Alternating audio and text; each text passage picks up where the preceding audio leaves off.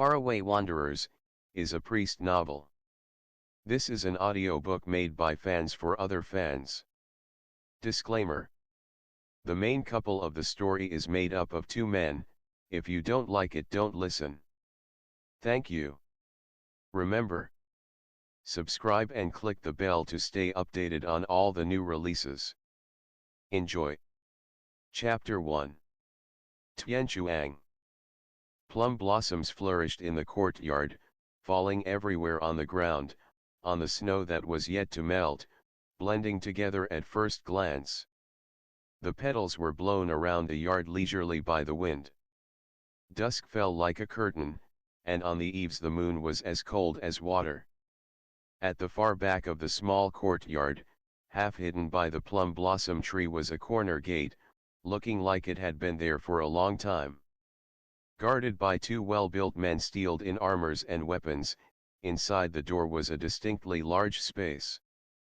The veranda was narrow and cramped, towering over a stone-paved path which led into a pitch-black prison. The atmosphere was somber and heavy with the stench of death. The faint smell of the blossoms was seemingly cut off by the door, unable to reach this place at all. More guards inside with various weapons stood stock still, the bars of the cells they were protecting as thick as a grown man's arm. Following the dark, narrow path further inside the prison would be met with three large stone doors with mechanisms inside, each carefully guarded. Behind those doors was completely devoid of mortal life, as if the long path leading here had been the road to the underworld full of wronged souls, lit up by flickering lights that looked like will-o'-wisps. In the cell at the end of the prison, there was a low male voice saying something, followed by a short silence and ostensibly a tired sigh. Suddenly, a piercing scream cut through the pitch darkness in the prison, dimming the light for a split second. The scream was terribly ear-splitting, like that of a dying animal, giving any human soul the chills. One of the two guards outside with their back towards the cell seemed to be fresh blood with his young, inexperienced expressions. He could not help but shiver after hearing the scream, but a glance at his companion showed the other playing deaf, standing as straight as a mountain, so he too recomposed and looked down. But that scream just got shriller and went on longer. The person kept screaming until their voice gave out and their breath became short, and eventually the scream became moans and sobs, further evidence of their misery. The newcomer felt continuous goosebumps on his body.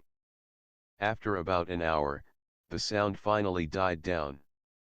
A short time passed by until a middle-aged man was dragged out by two people, looking half dead.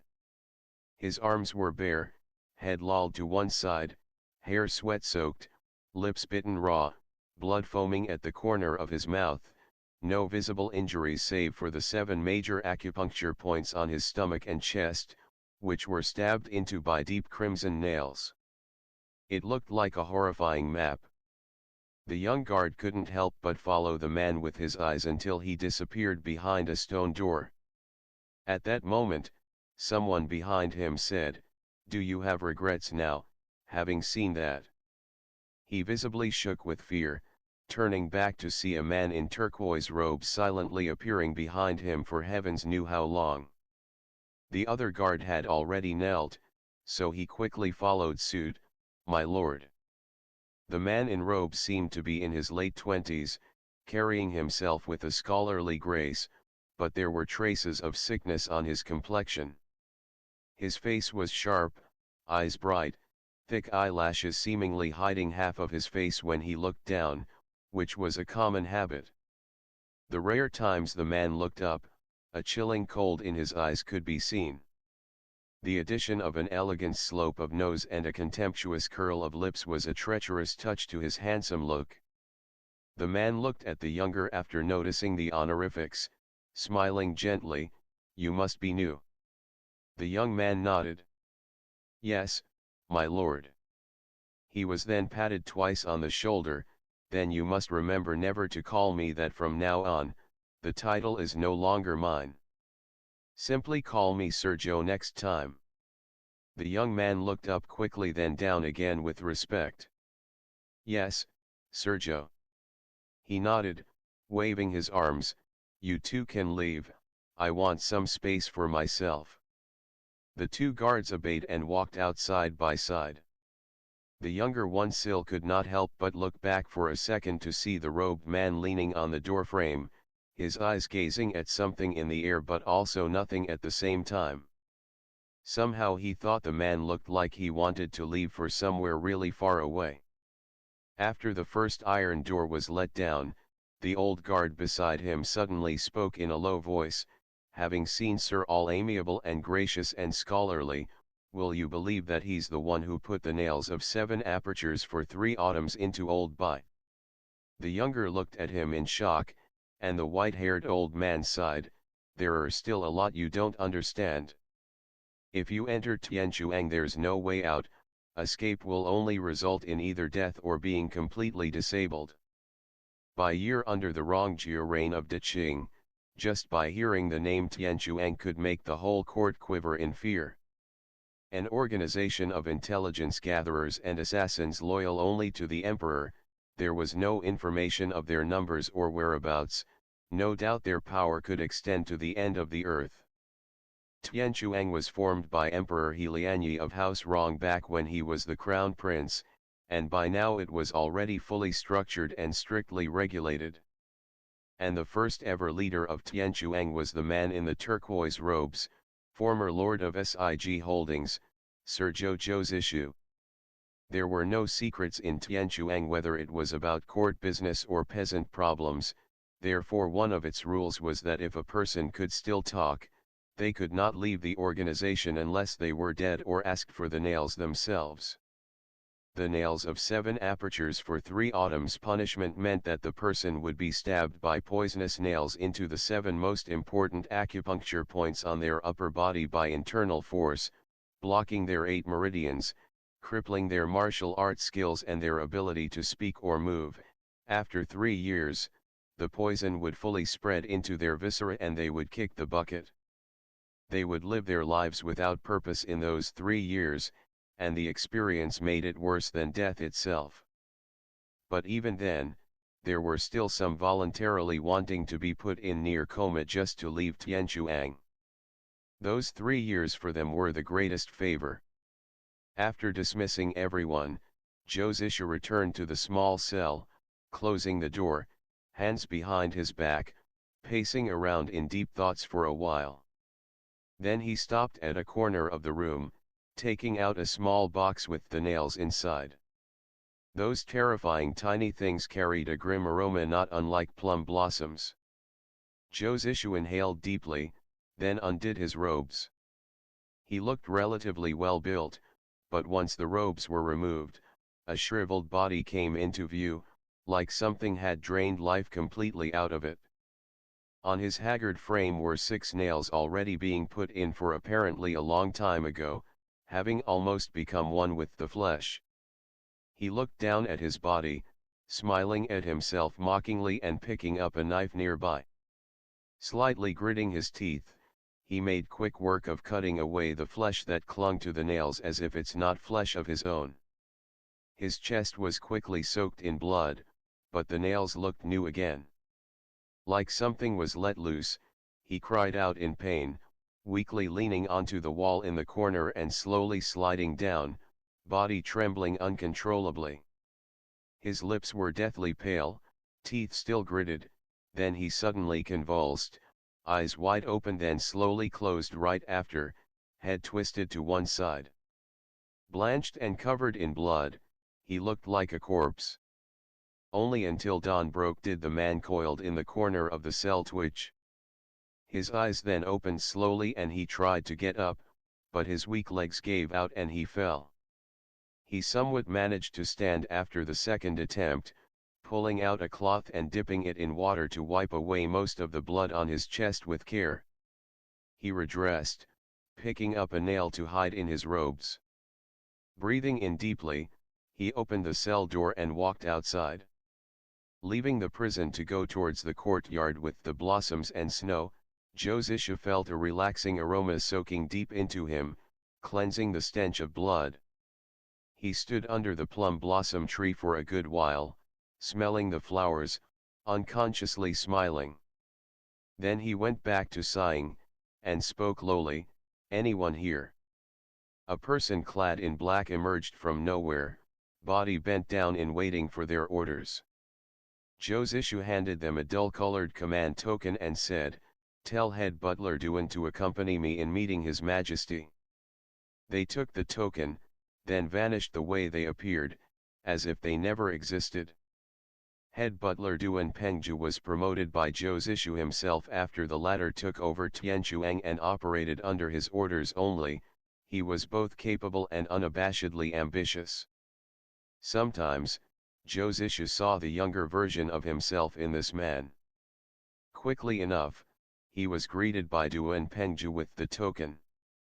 The latter was confused, since people in the organization rarely revealed themselves. With the exception of their leader, they didn't get many chances to see His Majesty. Josishu didn't say much, but let him stay for breakfast. "Let's go," he said afterwards, reckoning that the emperor would hold an early court meeting. On the way to the palace, though Duan Pengju didn't know exactly what his master's intention was, he followed silently. The two finally reached the emperor's study, and as His Majesty He Lianyi was already waiting, he sent them in immediately. After the greetings, Josishu took out a bamboo tube from his sleeve and presented it to He Lianyi. "Your Majesty, here is the result of the last mission." He Lianyi took it but was in no hurry to look through. Instead he sized up Josishu, frowning, "You are looking increasingly unwell lately. It is important that you call for the royal physician after this. Do not just rely on your youthful strength and overlook any internal injuries." Josishu smiled but didn't nod, only replying, "I am undeserved of your Majesty's worry." He Lianyi glanced at Duan Pengju and asked after minutes of surprise, "Why is Pengju here too? It has been a while since I last saw you, still in high spirit I see." Duan Pengju smiled, eyes narrowed, "It is my great honor that I am still in your Majesty's thoughts." He Lianyi sensed that Josishu had something else to report to him, so he entertained the business with the bamboo tube first, extracting a small note from inside. Skimming through quickly with a smile on his face, he raised his head at Josishu. It was perfectly executed. "With what do you want to be rewarded this time, Zishu?" This was it. Josishu suddenly knelt, Duan Pengju in tow since the latter didn't know what else to do. He Lianyi frowned, "What are you doing?" Josishu was almost out of breath, replying softly, "I only dare ask one favor from your Majesty." He Lianyi laughed, "No need to kneel. After having risked your life and limb for me, with the exception of this nation, do you really think I wouldn't give you anything of your desire? Just stand up and speak." Josishu straightened his back, still kneeling. Then he quietly removed the front layers of thick robes, and the smell of blood was instantly in everyone's face. His recently scabbed wounds were bleeding again, possibly from the rocky horse ride. "Zishu!" He Lianyi sprung up from his seat. Duan Pengju was terrified into silence. Josishu opened his slender palm, on which a single nail rested. "Your Majesty, I have put in 6 of them myself. The 7th one will render me unable to take care of royal matters. I hereby come to say farewell, and only ask that your Majesty lets Pengju carry out my request." He Lianyi was dumbfounded, words unable to come out. After a long while, he sat back dejectedly, craning up to stare at the beams on the study ceiling, muttering, "Yunxin was far away at the northwest, Biwen. Biwen is here no more, now even you are leaving me." Josishu stayed silent. After moments of contemplation, He Lianyi sighed, seemingly said, "I am really alone, aren't I?" Josishu continued, Your Majesty needs not to worry about Tianchuang. Pengju has been assisting me for years, I believe in his capability. Duan Pengju interrupted, my lord. You must not say that, never have I had such intentions. You cannot. Zhou Zishu whispered, they are the nails of 7 apertures for 3 autumns, I will eventually die after 3 years. The bow has already been drawn, it won't be stopped. He bowed to He Lianyi, refusing to look up even after he's done. Please take all the years I have been in your Majesty's servitude into consideration, and have my wish fulfilled. He Lianyi rigidly stared at the blood-soaked man, and in that moment no one knew what this fair emperor was thinking. The cautiousness, the crafted calculations, the old flames of war, the bitter struggles, all those years. He eventually claimed the throne, but everyone had all passed away, leaving him alone. No one could escape all the inevitability of this world, or the abandonment of time. After a long while, he closed his eyes, waving his arm. The corner of Zhou's lips raised into a smile, thank you, your Majesty. He looked like he had come across the funniest tale, sickly pale complexion flushing faintly. With great delight, he turned to Duan Pengju, putting the nails into the latter's palms, do it? Duan Pengju hesitated for a while, then bit his lips, raising the vaguely crimson object and nailing it into his lord's body. After years of witnessing, he knew this process would bring great pain, to the point that even the strongest man would cower and scream, but Zhou Zishu only trembled a little, his body still stiff straight. There was no screaming, only occasional inaudible groans. And even those groans seemed to contain joy. Duan Pengju thought his lord must have gone mad. Zhou Zishu stayed still for a long time, then turned to He Lianyi with his head down, his face as white as paper. The strength in his body was slowly diminishing, the numbness creeping in. His last words were, Your Majesty must take care. Without waiting for an answer from He Lianyi, he walked out of the study, all the baggage over the years now light as feather. His silhouette seemed to flash for a moment, and he vanished without a trace. End of the chapter. Stay tuned for more BL.